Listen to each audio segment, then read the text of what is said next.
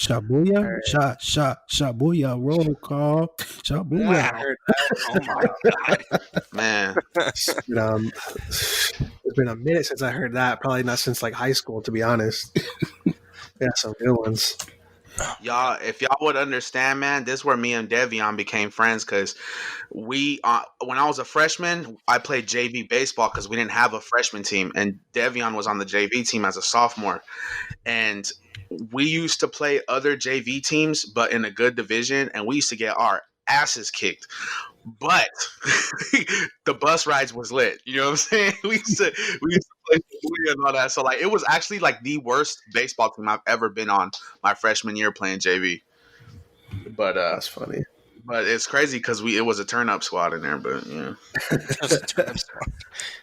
the coach got pissed off too all the time. Why are you guys celebrating losses? Like, come on, bro. He was in Yeah, there like John Knox. Knox. Oh, One yeah. loss, which could have been a win. You call yourselves professionals.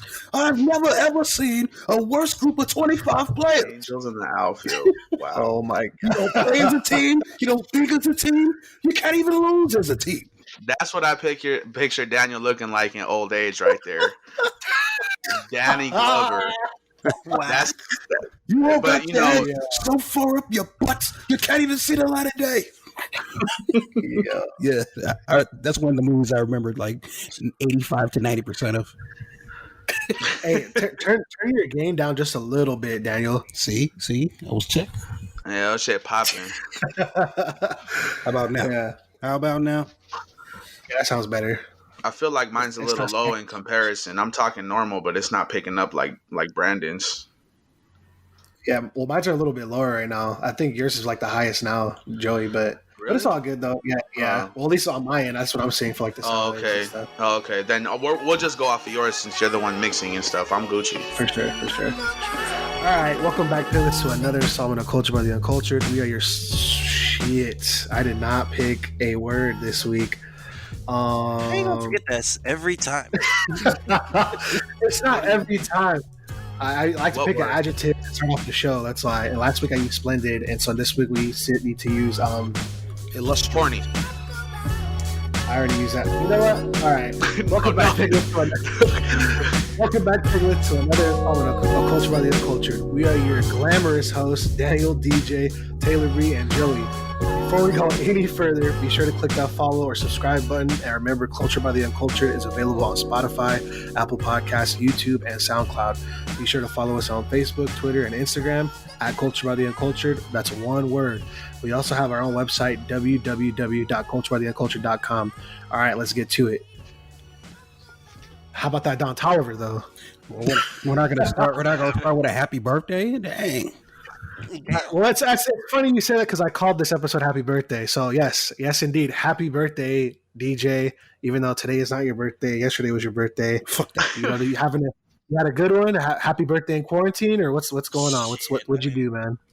Just what you said, quarantine. I've been stuck at home for the last 3 days now. I just came back from leave from San Diego, so I've been playing a lot of video games, listening to a lot of music, and literally just hanging out. That's it. Haven't done shit other than talk to you guys. Look, the crazy part is you came from here and went to Washington and got quarantined. We should have quarantined you when you came down here, fam. Yeah. Well, you said you went to your unit, right? And then they were like, you came from like a high risk area. Take your ass home. Yeah, I went to work. Like, I went to work. No one told me anything. I went to work, and they're like, the doc's like, yeah, you got to leave. I'm like, well, what do you mean? She's like, you can't be here. Stop talking to people. Stop touching people. Like, you got to leave. I'm like, oh, shit.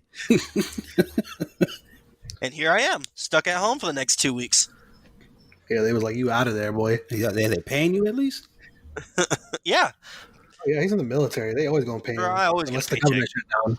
Not exactly the same kind of leave most military pictures stuck in your house, but it is what it is. Yeah. For real. But yeah, happy birthday, man. What are you, 29? You're about a $1.80 now. Fuck, hey, shit, I wish. I mean, yeah, the 29's right. I'll be 30 next year, unfortunately, so I gotta get all my partying up whenever I get to Connecticut. Oh man. Well, I'm happy birthday, DJ, and I'm 29 already. I turned 30 this year, but You old as fuck. yeah, October. That's when life ends. right there. That's what So Daniel's a zombie? He's recording from beyond the grave right now, so it's all. All right, but all right, back to the regularly scheduled program. Don Tolliver, though, I know y'all all didn't really hear it that much, or like all the songs or whatever, but me personally, the album was fire. I think we kind of slept on that album, considering we talked about a bunch of albums last week, like Lil Uzi Vert. We talked about J Electronica and a G Herbo and a bunch of other albums. I totally forgot that I did listen to the Don Tolliver album and I did like it and I wanted to talk about it. Don Tolliver's Heaven or Hell album dropped. I want to say it's like 10 tracks or something like that. It's not very long. Oh, that's the Don Tolliver. I looked at this album cover like 3 times and I just skipped it.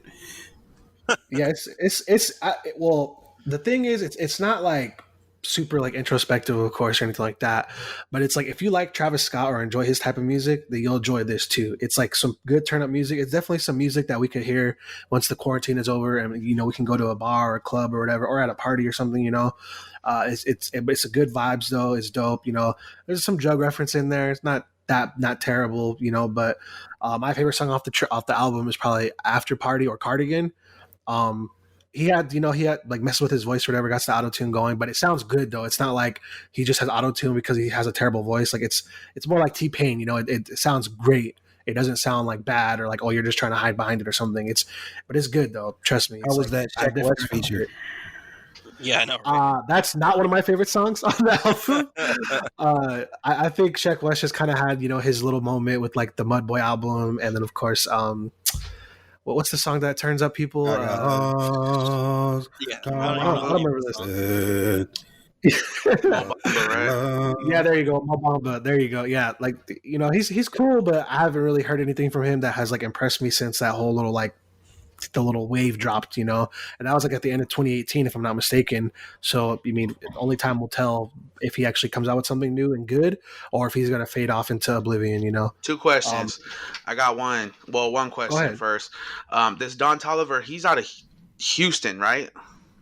I want to say he is. I know I'm pretty sure he signed to Travis Scott's Cactus Jack Records, I think, or something. Where's Travis Scott from? He's from Texas. So he's also I'm pretty sure from Houston.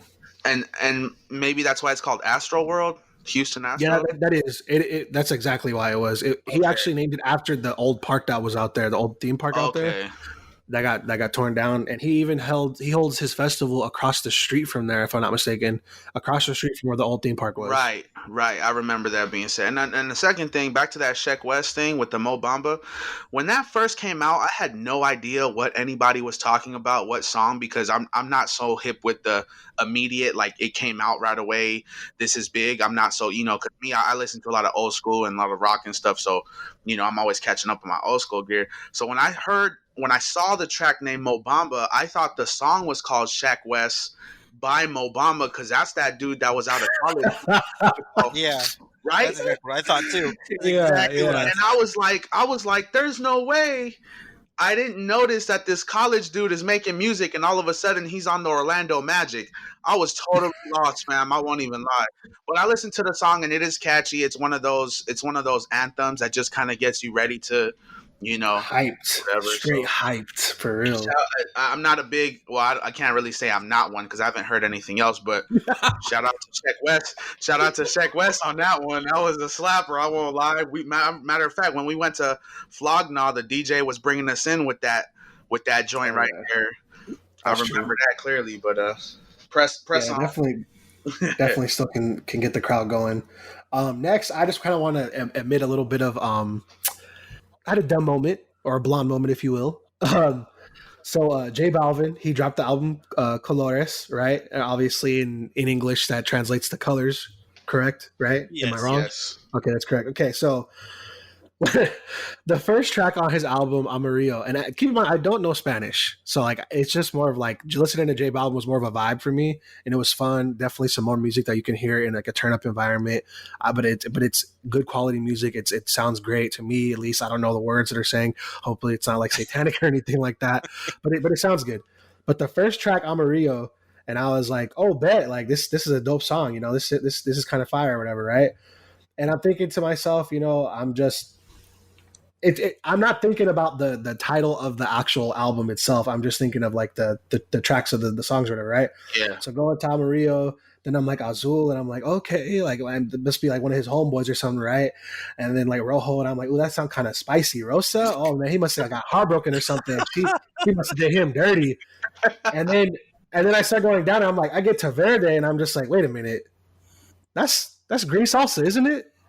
And then I kind of go back up, and I'm like, wait a minute. These is all colors. Oh, yeah. I didn't even realize till about 5 tracks in that these were just the names of colors, and they weren't actually like they didn't have like necessarily meaning other than that. Maybe to him they do, but like it's just colors. And I was like, oh my god, I feel so dumb right now. He put you on a wave. Just to double up on your dumb moment, crayons, when the Crayola box, they actually have the name of the colors on the side, and they actually have them in Spanish as well. So it'll say red / rojo. So all I'm saying is most of us learn how to color before we learn how to read. So in your defense, you're okay with me, fam. You're okay with me. But it sounded great though. Yeah, I liked it. I definitely want to listen to more of it. I'm probably going to go back to it just because of like the vibe it kind of gave me. It was like I can't fall asleep to it, and as you guys know, me and Daniel drive a lot for work, so it's definitely some music that I can listen to in the truck and drive and like keep me awake and keep me active, you know? Yeah, I tried to give it a listen. I didn't know who that was, and you're like, "Oh, let's check out that album so we can talk about it." And then as soon as I pressed play, I was like, "No!" I turned it off because I have this weird thing where I don't like when I don't like being that one black guy that's listening to the Latin music, knowing that well I'm not listening to Latin music. You're the one guy in the club, but the only Mexican songs you know is what is it, Suavemente? And oh my god. Yeah. So I definitely be feeling a certain type of way when I see people driving by listening to Tupac or something like that. So I don't like to put that out into the world. So I only listen to like Latin music when I'm around Latin people. So they get like, yo, what's he saying? Can I dance? And okay? Also another comment in your defense, Daniel, is you from and grew up in San Diego. And the Latin community has numbers here. It wouldn't be the same if you was out in Mississippi. You feel me? So you all right here too. Don't let nobody press you for not knowing no Spanish music. But we applaud the effort. Culture for the uncultured. You know what I'm saying? Did you listen to it, DJ or Joey? Yeah, I was able to give it a shot. I'm gonna go ahead and speak my piece on it. I've always liked the type of vibe that a lot of Latin, either it's Latin pop or reggaeton, that brings out into this sort of world. Just because we had a conversation about it on one of our last podcasts, it's like one of our very first couple ones. The Latin influence that we have today from albums like this is just remarkable. Just because you've seen the huge boom in Latin type of music in today's main society, I think that Colores was a good album. I liked it. Every single track that I listened to, well, not every single, but a lot of the tracks that you listen to, it has that upbeat vibe, and it has exactly what J Balvin is known for, especially when you think of the song X where he had with Nicky Jam, or if you think of songs like Mi Gente. It just brings back to his kind of vibe that whenever you go into a club, even if it's in Southern California or in Mexico, you know that you're going to hear these songs. And it's really hype. It's really pumped up. I like it. I actually like this album a lot. But what do you think, Joey? Okay, really quick story. 2 nights ago, I was watching Jimmy Fallon, late night Jimmy Fallon. And because of this whole coronavirus, everybody's quarantine thing, he's been continuing his show via webcam. And he had J Balvin on the other night. And I actually had never heard too much by him. I remember that dual album with him and what's the other cat's name? What's the other Latin music maker? The one that looks all crazy. Bad Bunny. Bad, horrible name, by the way. I whatever. I don't know. But I was watching his interview with Jimmy Fallon the other night, and I was kind of intrigued. And his English was very well, and he seemed well spoken. And they sampled a few of his tracks really quickly. So I was like, you know what? I'm going to give it a spin. But this last 2 days, like you guys know, I've been doing some spring cleaning, some deep cleaning. And I had this idea because I have this little light that, it kind of lights up the entire room with like 8 different colors. So when I'm done, I'm going to leave it pitch black in my room, turn on that light, and play the album. But I'm kind of excited. I heard Yellow or Amarillo was like the song, and it was like the first song on the album. So I'm hoping that doesn't, scare me. Like, I know the first song is the banger. Let me not, be disappointed. But to be honest, I'm going to like it in the heart of hearts of me. You know what I'm saying? I'm going to like it. I haven't listened to it yet, but probably within the next 5 hours, I'm going to give it a go. I mean, that's what's up. It sounds like we all kind of liked it or have like a high opinion of J Balvin. He's definitely super talented, and his name is he's kind of like a global impact at this point, right? And hopefully, best of wishes to him, and hopefully, he gets even bigger and better, as time goes on. Definitely, man. Good for the Latin community in America, because we have a lot of crap in the United States that gets very popular. So why not give some other cats a chance? For sure. You guys listen to Mac Miller's Circles Deluxe? I don't really know why it's called a deluxe. It's only 2 new songs. They could have really just released those 2 songs by themselves, but I'm assuming it's maybe for numbers or whatever, to get his numbers up. Of course, first and foremost, rest in peace, Mac Miller. It was a kind of a big loss to the hip hop community and to kind of just the music genre or music in general. But he released Circles, which had 2 new songs, right? And I can't remember what the other one was called. Anybody got that on them? The Mac Miller one? Yeah, the one of them was called Right, and the other one is called something. I can't remember. Anyways, both the songs I did enjoy them. They're really mellow, so it is a little bit harder for me to listen to that at work because I just get tired. Oh, it's called Floating. Sorry, just saw it on my phone. Right. They're both really good songs. They're well made. And I think that's what I like the most about the Mac Miller songs that have been coming out since his passing. Is that everything just sounds like it's been taken care of. It doesn't sound like. And I hate to have to say this about him every time we bring his name up, but XXXTentacion's work and projects, and it's like everything is just so oh, just put it out, and it's like it doesn't sound taken care of. It doesn't sound refined or cleaned up. It doesn't. A lot of it is just still grainy and stuff. Like he went into the bathroom and recorded it or something. It doesn't sound like some of it doesn't sound like completely professionally done. Of course, he has a bunch of tracks with people that he probably would have never worked with or had no interest in working with at the time necessarily. Right. But everything that Mac has been putting out, or everything that Mac's camp has been putting out since his passing, just sounds really taking it sounds like they gave a damn about him, and that they gave a damn about what he wanted to put out. And maybe I don't know if maybe he had that in the works as far as told them hey, if something happens to me, put this out or something. But it's just kind of refreshing to hear it in that sense. And that's one of the things that worries me about Juice WRLD. They said he has a bunch of songs that he never put out, but it's exactly. But are they ready to be put out? Would he have wanted them to be put out? Is somebody going to take the time to manufacture them the right way, or are they just going to be just throw this verse on a fire ass beat and then just throw it out to the public? Right. No, make sure it's taken care of. Understand, some of these younger cats that you've named, they were raised and grew up in the pusher product era. If you're not putting out nothing, you're not relevant. Mac Miller didn't exactly grow up in that same type of feel. I know he was relatively young still, but we know the difference between cats 25 and over and under.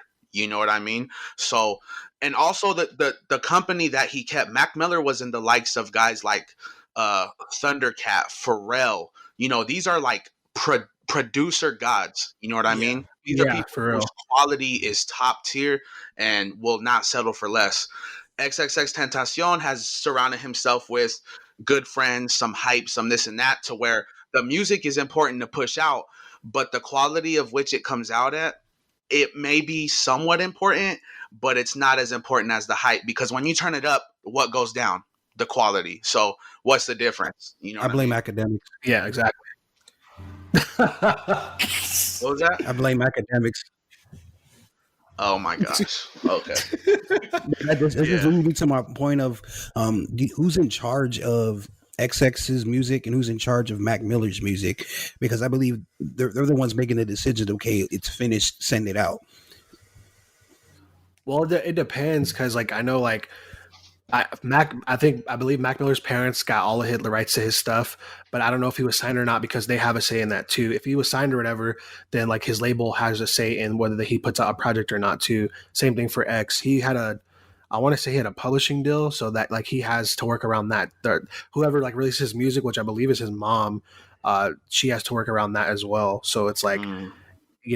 there's like multiple hands in the pot, and like depending on how greedy they are, then like it could just be thrown out there. Like, hey, like hell, X released what, 2 albums? Like I want to say like 2.5 albums, because that project, that group that they have together, him, Ski Mask, and all those dudes. I can't remember what it's called off the top of my head, but they put out a project too. So X, since 2018, he's put out like three projects since his passing, and he's re-released that last album he brought out, Question Mark, as a deluxe feature, where it had like a bunch of like behind the scenes or whatever too, right? And like I think like a new song or two. So like his camp is just kind of like throw it out there, throw it out there, throw it out there, do it, and it's just kind of like, dang, like y'all just kind of like are just dragging his work through the mud and like not caring about it, like quality wise, But I mean, it is what it is. Also, if I may, when somebody passes on, when somebody dies, and they're trying to release music post life, sometimes the realness of how it stood is kind of more important to the people who are pushing it out. So making it sound good and doing this and doing that, sometimes it's the rawness of it. Kind of like me, like I enjoy listening to vinyl records. I like that old school scratch sound and the pops here and there and this and that, because it's kind of vintage. Not saying that's the case, but we do live in a very high quality, demanding era where everything is streamed online. So you can hear the differences super well, as if you were at a party and just listening to it through some, like the radio. You might not be able to tell so much. So I'm not really big on the nitpicking with like sound quality too much, unless I know that your history shows you to be kind of very stingy about it. Yeah. I could see that. But yeah, not to dwell on it too much. I just want to say, the two Mac Miller songs are great. The album Circles was wonderful as well. Definitely appreciate the works that he's left us, and as long as everything's kind of taken care of, I would hope that we get to hear more of his unreleased work, because I know he had a bunch of projects and stuff that he never released either. And I guess no, one more album before we go into like the quick singles or whatever. The Weeknd, he finally dropped After Hours. Not at the same time as Party Next Door. So, Party has like a kind of a little clear path now, except for Joyner Lucas, who's also supposed to drop at the same time next week. But After Hours by The Weeknd, it came out. I don't want to be the first one to talk about it, because I'm probably going to say some negative things about it. So no, go ahead. Be real. That's fine. Well, I mean, okay. Let's say if you don't want to talk about it, I'll go ahead and start off on it. So The Weeknd, I mean, I had a lot of praise for The Weeknd for what his past albums were, how his style was, how he came out in the scene, and how he basically he took over what the pop genre was in the pop and R&B genre was in his stead. Obviously, he had a whole bunch of stuff that went on in his life, and things changed his style, changed his tone. But I think that After Hours, for me, wasn't terrible. It wasn't terrible. I thought that it was an okay album for him. I think that overall it's an okay album, but by his standards, it's a huge disappointment.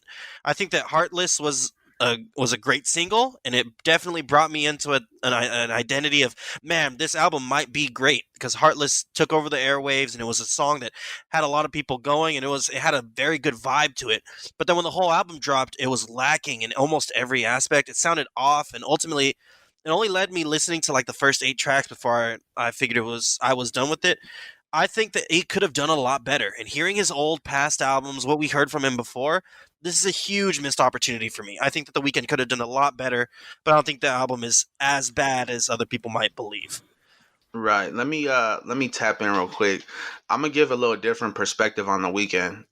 Up front, I'm gonna just say I haven't listened to this album all the way through, but me being a Weeknd fan, this is kind of how this plays out. Every time The Weeknd drops an album, I feel like he loses a little bit more fans. He makes music for people who are drawn to him. Just like he had these 2 other albums that people didn't think did so well, but they grew on me. He, like I said, he's somebody who you have to kind of have interest in him personally, which a lot of people make connections to artists.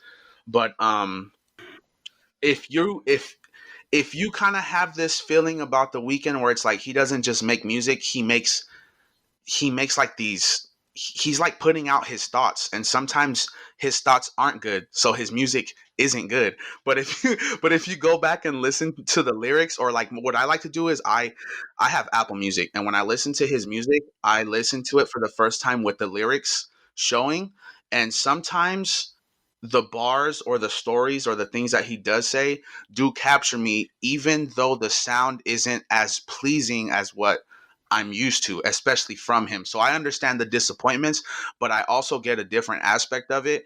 And it's something that can grow on you because it sounds different over time. Up front, maybe not so much. I've listened to a few people give some reviews on it or read some posts here and there, and there is definitely some people who's disappointed. There's some people who are defensive and say, hey, you guys just don't get him or blah blah. I'm kind of excited to listen to see what I really, really think. But from my personal perspective, that's kind of how the weekend's music has gone for me. To kind of caveat off what you're talking about sound, like I'm not super into like anything before the 90s personally. I'm not super into the synth sound at all. As a matter of fact, it was hard for me to understand what he was saying on some of the tracks just for the sheer fact that, you hear this synth playing in the background and I'm like, what is he's saying? And then like I have to really focus and be like, okay, that's what he's saying, or those are the words that he's saying or whatever. It wasn't really pleasing to me. It's definitely probably not something I'm going to go back to. Maybe to give it a second chance in the future. Well, I mean, third chance, because I listened to it all the way through, and then I tried to listen to bits and pieces of it again, like doing a shuffle, but on the album still.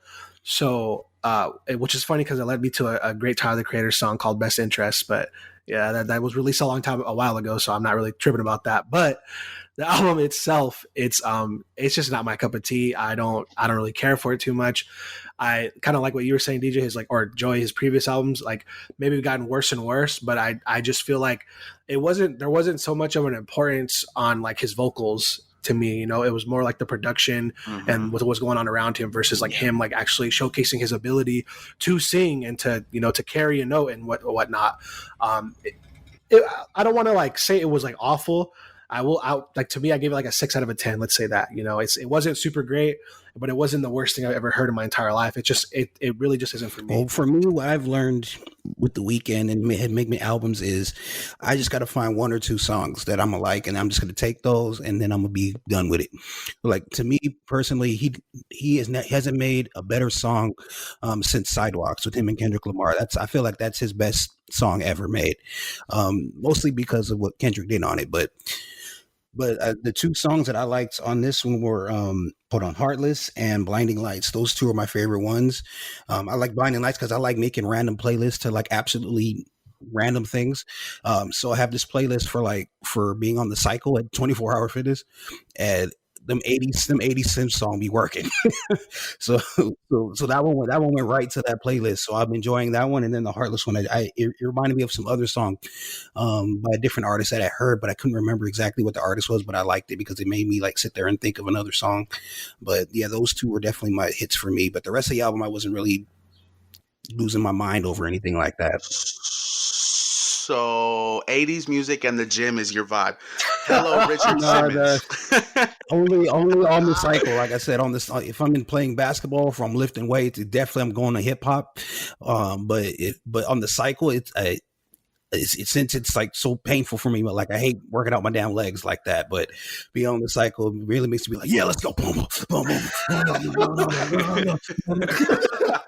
Oh my god. Hey, I'd love to attend one of those cycling classes with Daniel as my instructor. I mind blown. I could just only imagine the songs that come in, Oh, and just so we could wrap up this weekend with a little bit more perspective, real quick. You have to remember where these people are from. Yeah, I know we have. It's kind of crazy because I feel like America just kind of claims these standards for music, even though America is one of how many countries? 178 or something? It's a lot. I don't know. But we feel like we're the epicenter for music, which isn't exactly true. We learned how to manipulate computers before other people to our sounding and blah, blah. But The Weeknd's from Canada. Can you guys name all the other Canadian superstars? And it's nothing about him being Canadian. I'm just saying his influence and what he was raised with and what he grew up around. You got Lenny Kravitz. What's her name? Is Cher from Canada, or what's her Gloria Stefan? Who's the woman from Canada? We don't care. I'm not. Celine I Dion. don't know. Celine Dion. It's Celine Dion. So Celine Dion, Justin Bieber, Drake. Drake. Do you notice that all of these people, their main genre is pop music? So you have to remember what you're dealing with. Even though they have the voice for R&B, they have the voice for undertone hip hop, they have the voice for this and that. Where they are from plays a big part, and I just don't like that sometimes we do criticize people not from America in comparison to other American music.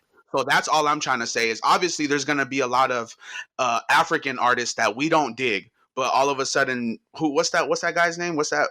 The African one? Was it Burna Boy or who was the other one? He came over and people were hyping that, and I thought it was trash. Burna Boy. Africa So- Bombada. Wow. What, You might be what's his thinking name? of Burna Boy, but I'm not specific on who you're talking about though. Yeah, not sold, fam. So I'm just saying, keep that in the back pocket of your mind too. A lot of time, and me personally, my least favorite genre is pop music because of how industrial and like the different sounds that they play with aren't always pleasing to the ear. So sometimes that does have an effect on music and what we like. But you know, moving forward off Well, the there was weekend. just a couple singles that dropped. Real quick, Kid Ink dropped "Keep It Rolling" Part 2. Daniel shared that with us. I thought it was pretty dope. I'm sure you liked it. He's like one of your favorite artists, right, Daniel? Yeah, he's my favorite artist, like in general, like the overall scope of making music and putting melodies and all that together. That's what I call an artist. He's my favorite artist out there. I really enjoyed this because even though he's talking to like a female, like in the song and all that, you can like, because the way I listen to music from my perspective is I don't listen to music as him talking to me. I listen to music as me talking to somebody else through them. Oh, for sure. And so I really enjoyed listening to it from that perspective, and like the little melody he put in there on top of, because there's a certain melody in the actual track that he puts into on the chorus, but then there's another part that you could see where I was thinking, I was like, oh, you should put a different part of the melody right here, and we thought the same thing, and I was just like, yo, this is my bro right here. That's what's up. But I really enjoyed that one. So I'm actually getting kind of excited to hear the album. If he ever drops it this year, he might do it later this year or maybe even early next year. He does that sometimes, or he extends out his single tracks and all that. But I'm really excited to hear this next album For sure.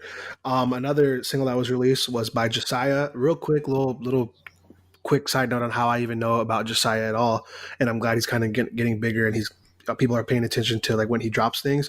After XXXTentacion passed away, a lot of kind of like, and this is just my opinion, I guess, for the most part, but a lot of people that sounded like him kind of started getting more of the spotlight, because people were probably looking for somebody to replace him, like for themselves or whatever. I found him because I was looking at Lyrical Lemonade, if I'm not mistaken, and a video popped up, picked the song, and it was like one of the SpongeBob little like a sample from SpongeBob, and the song is called Crisis. It was super, super hype. It makes me want to turn up like to the max. He's a young kid. I want to say he's like 18 or 19, probably, maybe even younger than that. Who knows? But he sounded a lot like X.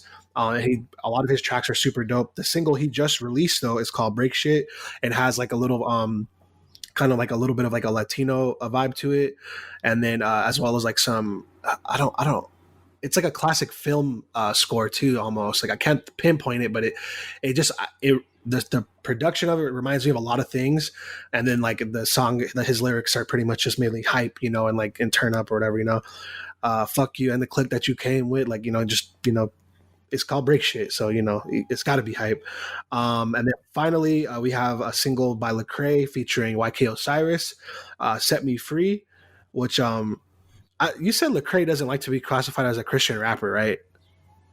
Yeah, he likes to be classified as a Christian who raps. Okay, all right, yeah. I thought the song and the video you sent us too, I thought both of those were very well done. I haven't really heard much from YK Osiris, but his addition to the track to me was it was welcomed. He did a good job. They both did a great job, in my opinion. I think the visuals on it were even more brilliant with the whole. I want to say it was like Illuminati or something, and they had like a bunch of like people like locked up in shackles, and then like him and like YK Osiris were like in a cage singing and then rapping and stuff, and then at the end like all like the guys that were in the shackles like broke free, they got set free, and then they kind of like take over and like attack or they don't really attack them, they just kind of surround the Illuminati people, and that was really the end of the video basically. But it was good though. Yeah, that sample that right when you turn it on, it automatically got my attention. It took the shackles off my feet so I can dance. Like Joey knows that song. That's from like the 90s, no? Yeah, that's from the late 90s. It's I forget what group it was, but it's so long. Like you rarely hear that music anymore because all the music is more contemporary nowadays in churches now. But so when going back and hearing that, it was just like, yo, what? I never thought anybody would ever sample this song. I knew I recognized it too. I know that's the crazy part. Like people don't even like go to church that much. Like when they hear that, they're like, "I've heard that before." Like it's amazing. Yeah.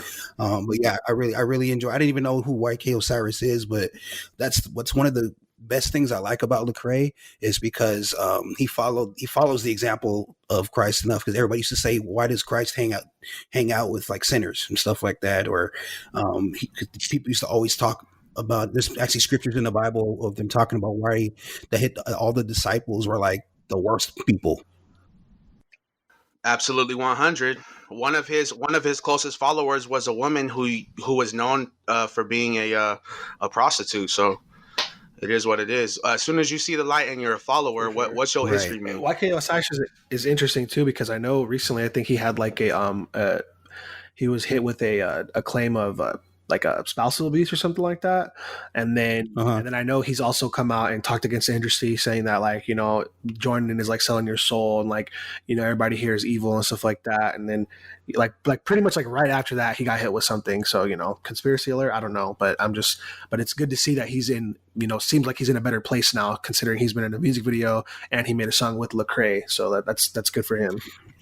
Yeah, that's something that Lecrae does. He's made music with E40 before. He has an entire album, a collab album with him and all over Zaytoven's beats. Like if anybody knows who Zaytoven is, an entire album just him rapping on Zaytoven beats. But what I love about him is just that you can tell like, yeah, we want to make this music, but I'm here to give you the gospel. Like that's my main purpose. I'm here to do the music. So I love it. That's what's up. I think that's pretty much it for music. Moving into movies and TV, so last week I actually had to cut out something I was going to say on the podcast, which was I was going to say that Black Widow hasn't been pushed back yet, but it also joined the rest of the flock and decided to delay its release. So we don't know when it's going to come. But a lot of movies have been pushed to video on demand services, which is like Apple TV, pretty much HBO, whatever. There's a bunch of them now, streaming services basically, where you can just buy movies instead, or you pay $20 and you and your family can watch this movie or whatever, right? Or your friends or whoever. A lot of people are actually concerned that this may be the end of the movie theaters, unfortunately, but it just kind of, after the quarantine's said and done, hopefully we'll see what actually happens and if that affects the industry as much as people think it will. The big kind of thing is that they say that the movie industry has been able to do this for a long time. They just haven't done it because they feel like it's more lucrative to put your movies out into movie theaters because like you're paying for everybody's ticket. So you're like, maybe the cheapest theater we have here is like $6, but a lot of people like to go to like higher quality AMC, shows or whatever. Let's say you're paying upwards up to $20 a ticket, right? So you and 5 of your friends want to go watch a movie, that's already $100 if everybody's paying $20, right? But if you go to your house and watch it, that's only $20 for that movie. So obviously depending on how like people go back to their everyday lives and going to movies and things like that, we'll see if that shift becomes permanent or not. I know I saw Chance the Rapper kind of speak out against it, saying that like he hopes that everybody returns to the movie theaters because they're going to get hit hard with they're already getting hit hard with this, and then if this becomes like too popular and like people don't even make an effort to go back to movie theaters, then that'll be the end of that, and then you'll only be able to watch movies at home. It's all about how lucrative it ends up being for it. Yeah, it's all aspects, man. I can attack this from a entertainment standpoint a Yeah. convenience standpoint and also from a business standpoint. And I personally don't think that there might be a slow, but people like getting Yeah. out of the house. Just think about it. There's people right now who are homebodies who never really felt the need to go outside until the government told them you can't go Yeah. outside. You know what I'm saying? Yeah. People are gonna people. What about dates? Yeah. People gonna stop dating. People love going to the movies. People like the bigger screen. People like the surround sound. Just because you can watch something at home doesn't mean it's gonna be convenient on a little laptop, Facts. on a tablet. The conveniency of it doesn't match up to getting out. There's plenty of things in this life that we don't need, but we prefer to do. Halloween time comes around. We like going to the haunted hotels, Watching and scary we like movies. being scared. I get scared. I get scared every night watching the damn news. You know what I'm saying? That's regular cable. You feel me? So although people are panicking about the after effects of this and how we have to adjust to being in the home and conveniency and saving money and this and that, blah blah. The truth is, this is not a third world country in America. Even though we act like it and it feels like it sometimes, people here get a little bit of money and want to spend it, and that's just facts. We're going to be okay. My sister is a manager at a movie theater. She's out of work for probably 2 months, maybe 3. I don't even think she's worried about the possibility of this happening. So, Yeah. who knows? Well, yeah, and it's also I think like it's one of our like I'm not going to say it's like a pastime to do it in America, but it's always whether it's been the theater, whether it's been even like back in the gladiator times, it's always been one thing that like you could watch a lot of this stuff. Just like you said, you can do a lot of this stuff at home. It's just that bond that you get. Like I think almost every single time I've come home, like I've watched a movie with Brandon just to chill, just one of the things to do to just hang out. And it's kind of one of those things that I agree with you. I don't think that this the whole coronavirus is going to affect it in a major way. Will it suck money wise? Yeah, for some people they'll lose a lot of money. Obviously, a lot of people are losing millions of dollars because of this epidemic. But I think that, like you guys said, it'll definitely bounce back and it'll be back to the way everyone wants. One of my favorite things actually about movies personally that I enjoy going to movies for, whether it's been by myself or with people, the screen is so large and overwhelming that you really just forget about things that are going on in your life, whether they're good things or bad things. It's a moment in time to just kind of like, you're just there. All that you're focused on right now is the screen because it's so large and overwhelming. And then it's Big like facts. you could be going through like a super stressful time and you can literally sit down and enjoy yourself watch a movie, But only time will tell. Like I said before, and we'll see what happens. Hopefully, people do return to movie theaters. I know I would. But I got a caveat on that though. Oh, go ahead. I was going to save this for what we're messing with, but since this is the perfect topic, I'll just bring it up anyway. As far as watching stuff at home, like as you guys know, like I got a huge projector, that puts up on the wall. I got the surround sound with the bass and all that, so I'm not really missing out on the movie theater experience. Besides, having more people around me to watch something. But all I gotta do is call people up like, yo, I'm gonna watch this movie. Everybody come over or something like that. It's for me. I'm a little bit of a homebody myself, like 65 to 70% of the time. But I actually enjoy being alone because the one thing I hate about going to the movies is basically dealing with other people and other people's kids, kicking the back of the seat, throwing popcorn, talking and yelling at the screen like, oh my God. That's like the worst thing about the movie experience is like if you have people who have zero movie etiquette or if you have like kids who are like crying and stuff, that's like the worst things to me. Anything else, I don't care about people reacting to the movie or anything like that. As long as everybody's like cool and like, can kind of like doesn't kick seats and all that shit and you're not being like childish or whatever, then I enjoy my time. People like laughing all crazy, or missing anything. What happens when you need to go to the restroom and all of a sudden you miss 7 minutes and you feel like you missed a major turning point? You know what I mean? So there, like I said, there's definitely conveniences to having it in the home. But the one last thing I want to touch on too is what we're going through right now as a people. It's very constricting. And people are bringing up old, like they say, history repeats itself, and the vibes are very Great Depression-ish because people feel restricted in life. But what I remember is after the Great Depression, that's when things like entertainment and big traditions and things like that became more popular. So I'm kind of hoping that if there is a little light at the end of the tunnel of all this BS that we've been going through, is that people tie some loose ends with things that matter in their life. And I think entertainment is something that helps because it kind of lightens the mood. And I think going to the movies is one of the simplest, maybe a little more expensive, but one of the simplest ways to just escape that that day to day and just go sit down and watch something that was made. It's kind of fall asleep if you want to. I do that half the time in the movie theater. I go to take a nap. Quick, Daniel, we kind of cut you off there. I didn't know if you finished your thought or not. Well, but yeah, I was basically saying it. I've been one of those persons that I haven't really wanted to go to the movies all of the time. I've seen a bunch of trailers. I'm like, okay, I'll wait for the red box, unless it's something specific that I know we're gonna end up talking about here on the podcast or something like that. Yeah. Then I'll definitely make my way over there to watch it in the movie theaters. But ever since I've gotten a projector and a surround sound, like I have a movie theater at my home now. It takes away so much of the novelty of going to the movie theater sometimes, especially with the whole bathroom point, it's kind of like I can just pause it, go to the bathroom, come back, be like, all right. Yeah. For sure. So I can make my own popcorn. I gotta pay $12. I ain't gotta pay another $8 for the soda for the combo and stuff like that. So it definitely, if they end up shutting down the movie theaters, I definitely suggest people getting projectors. Just make your own movie theater at home, and then that way when you're there with your family, you don't have to. It could be so much cheaper and so much more intimate with your family to watch these movies. But the one thing I do miss though, because I have been watching recently on YouTube, those crowd reactions to like the Avenger movies. Like that's one thing I'll miss, like for sure. Having been there with hundreds of other people and they're just like, oh my God, he picked up Thor's hammer. Yeah. Well, now that you pretty much stunning on us with the projector, why don't you just send me the show times for Daniel Cinemas and I'll pull up when I'm ready. I was trying to throw a hint out there. Anyway. Real quick to wrap up the movie news, a couple of films that are going to get released straight to video or video on demand services are Bloodshot. That's the new Vin Diesel movie from Variant Comics. The Hunt, which is, I saw that movie. It was interesting, but it leaves a ton of questions afterwards. Birds of Prey and many, many more.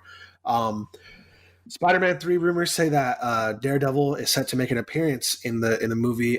Spider-Man 3's release actually puts at the time frame that the Netflix and Marvel deal has, so that like Daredevil, Luke Cage, Jessica Jones, and the Defenders, Iron Fist, and all that stuff, that they're able to kind of be put into like publication again. I think it was like a 3-year hiatus that they're supposed to take between like their cancellation and like when they can be released. So that fits the time frame. So technically it is eligible. People are wondering if it's going to be Charlie Cox. And the official like kind of statement that was released or whatever, it was said something along the lines of like a particular lawyer is set to make an appearance to help Spider-Man with his old thing or whatever. I don't want to spoil that in case anybody hasn't seen it yet, but fingers crossed, Daredevil maybe at least Matt Murdock, at the minimum inside Spider-Man 3. That'd be super cool to finally incorporate those characters into like those main movies. So I'm definitely looking forward to that. Mandalorian season 2 reportedly cast Rosario Dawson as Ahsoka Tano. I don't know if everybody here knows or follows Star Wars. I don't know if Joey is really into that, but no, he's famously said he doesn't have the patience to get past the opening credits. Okay, well. Yeah, I'm here to watch a movie, fam. Yeah. I don't want to read nothing at the start. Ahsoka Tano made her first appearance in Star Wars: The Clone Wars, the newer show, not like the old like 15-minute segments that they were doing, but the newer show as Anakin Skywalker's apprentice. She's also been inside Star Wars Rebels. She's a kind of famous just kind of for being Anakin's little badass, I guess, or whatever. She actually fought Darth Vader. She's making an appearance. I don't know until what degree, but it would be actually cool to see, her make a live action appearance finally, because she wasn't in any of the actual live action movies, even the new ones or the old ones. They say that you can hear her voice though at the end of Star Wars Episode 9 when Rey does like that Force thing and all the like the past Jedis and stuff are talking to her or whatever. That one of the voices is Ahsoka Tano's, which is cool, but she never actually made a live action appearance. So I'm looking forward to that, and congrats to Rosario Dawson on getting the part. I've never really understood that part of the series, just because he ain't a master, so he was never deemed a Jedi master. So that's what it was. That's what in the first season of it, he like gets hit with that, and he's just like, but how though? Like, this doesn't make sense. I forget what like the loophole was or something, but there was a reason why she was able to train under him, and she doesn't really even train under him. She just works with him. She's just Like she just fought in the war with him. Basically, it's weird. She is his Padawan. She is considered his Padawan in the whole thing. The very first movie that drops out is actually what kind of explains it. And since I've been watching like religiously all of the Clone Wars stuff because I love that whole part of Star Wars cinema. So what she actually is she is his Padawan, and he is, like they said in the movie, he's granted the right to sit on the council. So he is considered a master, just doesn't have the master title. So he still is. He's basically a master. He's just not considered one by name. He's not considered a Padawan. He's considered a Jedi Knight. He's still able to hold Padawan as his underling. So Ahsoka Tano, the whole story behind her is like awesome. I've watched every single episode, and I'm continuing to watch. They're starting to build off of her as she goes into the Grey Order and how she becomes a Grey Jedi. But we'll definitely see what has to. And I'm actually also excited once I saw that she was going to have a live action kind of bring up, just because I want to see what direction they take it. Moving on from movies and TV, we got sports. I'm gonna just say right now, Tom Brady to the Bucks, boy. Dun dun dun dun dun dun dun dun dun dun dun. I hope we don't get a copyright for that. Anybody else kind of catch the fact that his initials are TB and he's going to TB? I thought that. I literally thought it's gonna be. It's literally gonna look on TV when they play. It's gonna say, on the bottom where they show the, if it was the LA Rams, it's gonna say LAR versus TB. It's literally anybody versus Tom Brady. Yeah, like that's how that's gonna look. Tampa Tom. Now, obviously, with a bunch of stuff that's been going on with sports, there's been a lot of movements. Obviously, you said already, TB12 to Tampa. We got Gurley going to the Falcons. Philip Rivers. Wait, that's official? Teddy to Carolina. Oh my God! Yes, Philip Rivers got signed to the Colts. He considered retirement, but he went anyway. Teddy to Carolina, Hopkins to the Cardinals, Diggs to the Bills, Gordon to the Broncos, along with a whole bunch of other signings to go with the NFL. I have a question for you guys, something that I actually wanted to ask and see if we can sort of talk about on this podcast.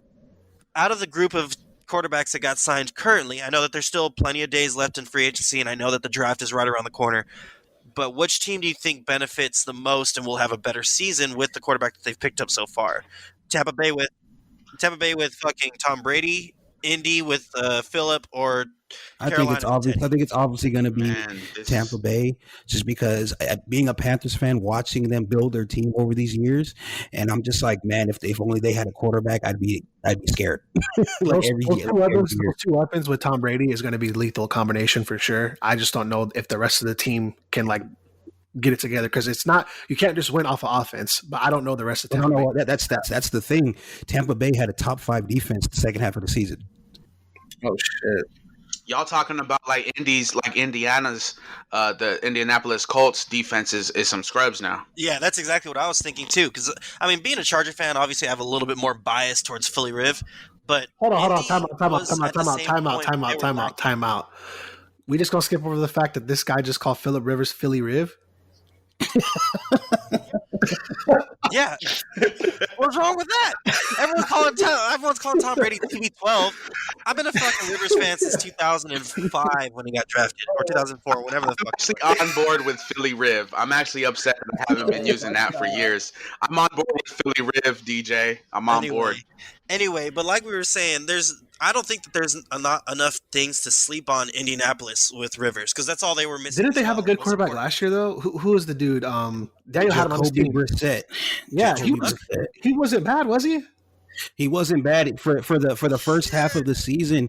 He had like 15 touchdowns, only 2 picks. They were in first place in their division, but he ended up getting hurt and he missed a few games, and then the wheels ended up just falling off. Exactly why Philly Riv is there, because he's Mr. Reliable. He's going to play every snap, every game, and that's how it's been since he came in the league. Yeah, he played with a torn ACL versus the Jets and the Patriots in the playoffs.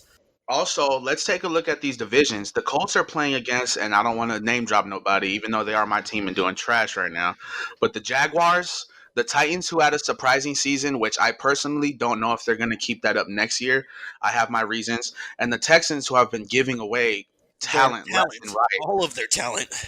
So, and not to mention, by far the best offensive line in that division, the Colts. The best overall defense up and down the lineup, the Colts. The best, I would say, play call, because I've watched all these games very closely. The best play call offensively, the Colts. And I think the only downfall to Rivers is still his mobility, and that's nothing new to him. I think if it's somebody who's going to take the shots and honestly toss the ball up to Ty and that big tight end they got, I I don't know. I think it's not a lateral move. I think he literally went to a better situation for him, even though that's crazy sounding because of all the talent that the Chargers have on their team. For some reason, I just feel like it was time to separate, and I hope I think the Colts If win Philip 10 Rivers plus. wins a ring, where does that place him in like all time quarterbacks? All time quarterbacks. 10. He's definitely a Hall of Top Famer. 10? 10. Number 10. Okay. Number 10. I would give him the benefit of the doubt of throwing him in the category of top 10, but there's a lot of reasons as to why I can't say that, because I followed the Chargers very close. I was a great fan for a long time. I know I'm a Jaguars fan and I'm from San Diego, but I followed the Chargers very strongly. It's just it's little things. I know game defining plays and bad throws and certain things that have happened that would just not allow my mind to see him as anything closer to one than the number 10. Oh yeah, I can agree with that completely. I've always said it back in the day that the one thing that I argued against Rivers, he's always been Mr. Reliable, Mr. Iron Man, but he's had his not so clutch moments in multiple games. If you had to ask me personality wise, he's top 3. Oh yeah, definitely. He's one of those guys that gets in your grill, but he also he cares. doesn't curse. Yeah, he's so. You know what I'm saying? He's the guy, whether his talent lives up to it or not. Exactly. He's the guy that's gonna get in your mental and make you want to give whatever you got. And I think that's the spark plug that they haven't had. Jacoby Brissett, he didn't have that. Fam, I'm sorry. He was performing, but they needed a guy that was vocal and guy that was going to yell at some refs and get in the coach's grill, tell the offensive coordinator, why are we still doing this play? It don't work. You know what I mean? Like, you need a guy that's going to culture shock whoever you got. And to be honest, they have some studs on the offensive line, and the best offensive lineman on the Chargers went down with a neck injury early last season. Yeah. And I think that's a big difference. Also, Tampa Bay has some good guard play. The tackles are weak. The defense is good. The weapons are good. But let's keep it real. Tom Brady, the last 3 seasons, has been living off of short yardage. Tampa Bay has these weapons that are going to make you throw the ball downfield. If you ask me, it's a good move because Tom Brady might bring his experience and be like, hey, check this route out. You can do this route. Maybe he can bring that to the offensive game. Him plus Bruce Arians is almost like a perfect marriage, a second marriage after Belichick. It's almost set up for Tom Brady, but I still have to see them play. I don't care what you did the year before or the year before or the year before. I don't care how many rings you got. When you're in a new team with a new system, with a new coach, it's an even playing field. So I'm going to wait until about week 8 to see who I think is going to have their better season, because I definitely don't want to skip over the fact that we finally got Drew Brees versus Tom Brady 2 times a year. The division rivalry is going to be legit, and we get Devontae Freeman to the Falcons. I'm really mad that everybody in that whole division went up except for my team, but your team basically got dismantled. Teddy Bridgewater is not keeping up with anybody in that division quarterback wise. It's not happening. Teddy Bridgewater, even as a starter and as a backup coming off the bench, has been one of those field generals. He might not surprise you with this play, but sometimes it's the game flow, how that game is going. Sometimes he's going to throw 25 passes. Sometimes he's going to throw 12. And a lot of times he wins. His winning percentage ain't a fluke. You know what I'm saying? What's his 22 overall? And 12. Yeah. And 12, something like that. That's pretty damn good. I'm going to take that every year. So if you can surround your team with and I hate that we say that because that's true for every quarterback. If he has this, if you can do this, if we're making exceptions for everybody, of course, every quarterback's the greatest of all time. Yeah. You know what I'm saying? But this is a guy who's mobile and who has and you think about the quarterbacks that he's played underneath now. That's what I'm not sleeping on. It's the development underneath. And I think now that he has a chance to probably prove that in the starting role. Think about who's Carolina got at running back. The best. The best running back in the NFL. No damn pressure coming off that under snap. No pressure. So I'm actually looking forward to it, and I actually kind of hope he outplays people's expectations. I'm looking for a 9-win season from the Panthers, to be honest. You're more positive than I am, definitely.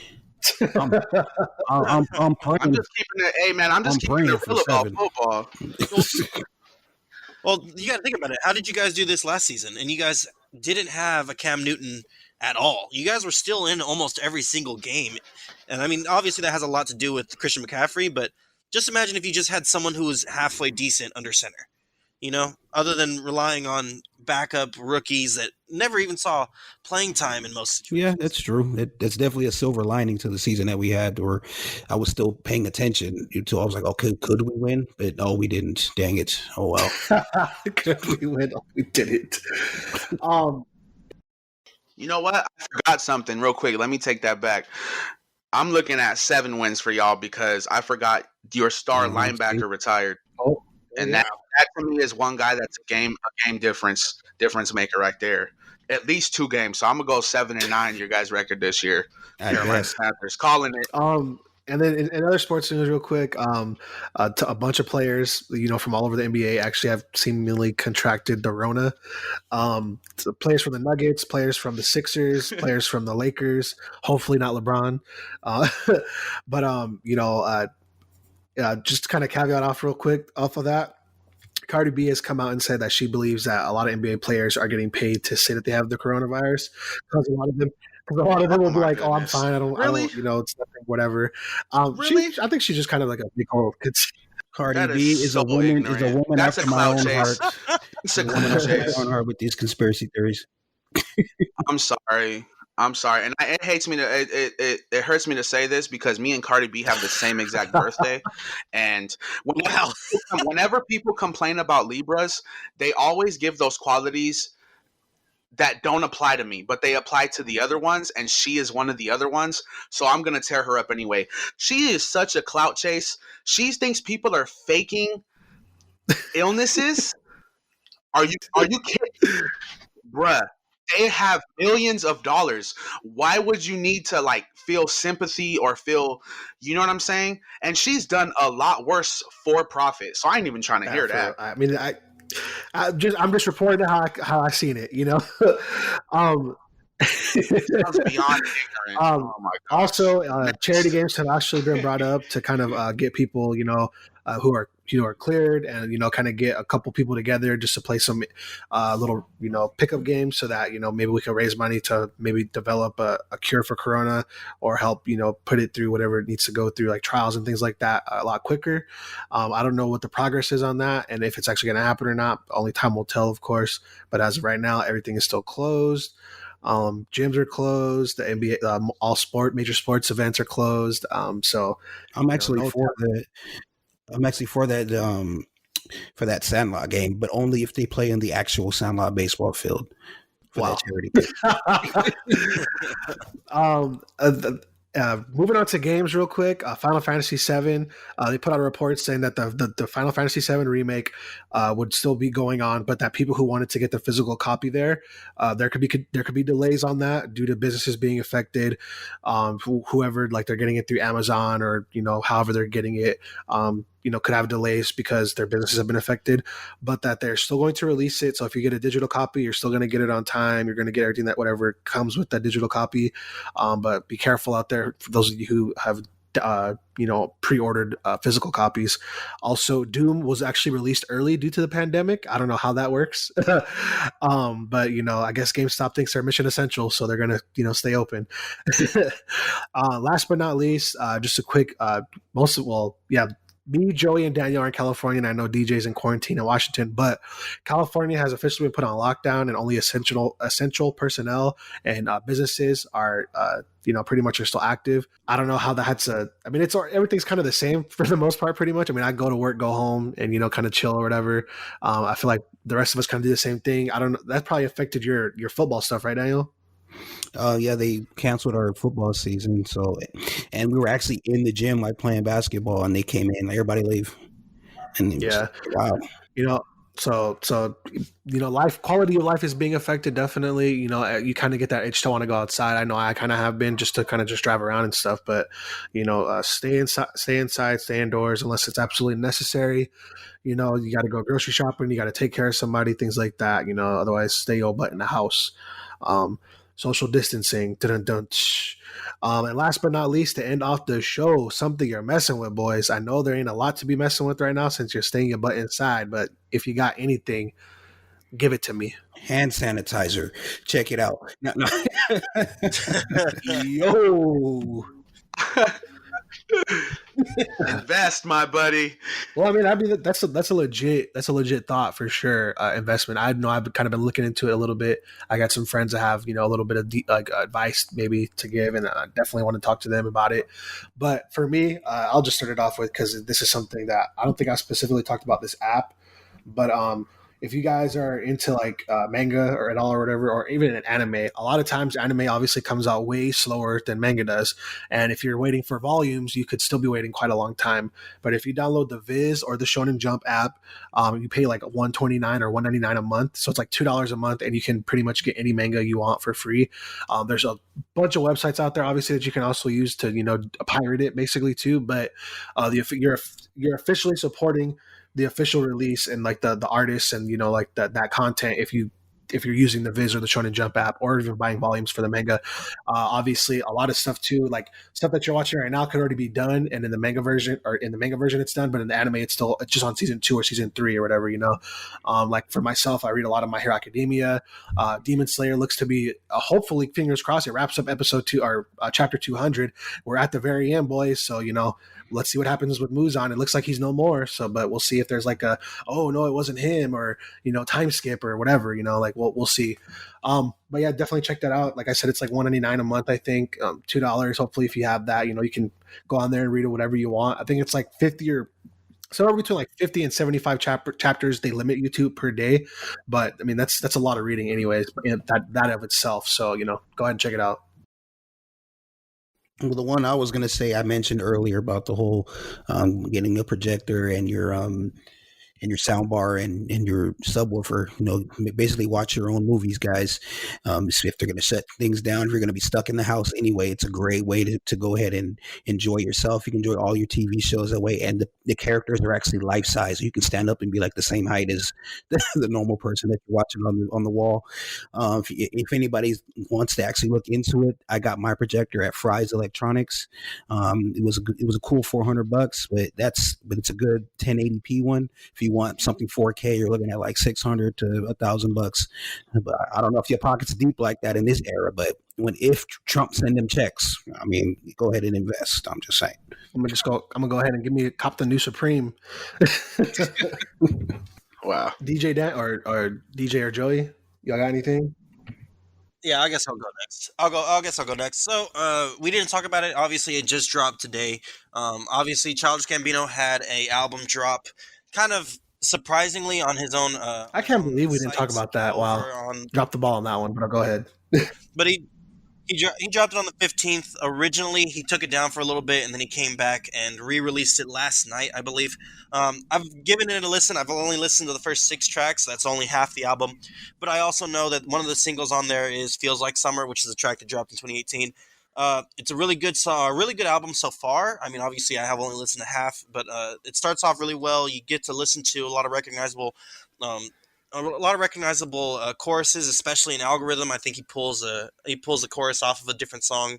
I don't remember off the top of my head. He has features from 21 Savage, and as well as like I said, that drop of "Feels Like Summer," which was for me a great song. It definitely has that same vibe that you got with Redbone. It's a different vibe. It's not really going to be a slap. It's not going to be all like it's not going to be really more towards hip hop. It's going to be more towards sort of a funkadelic R&B type of beats and type of ways with a little bit of synth in it. So I like how it's going so far.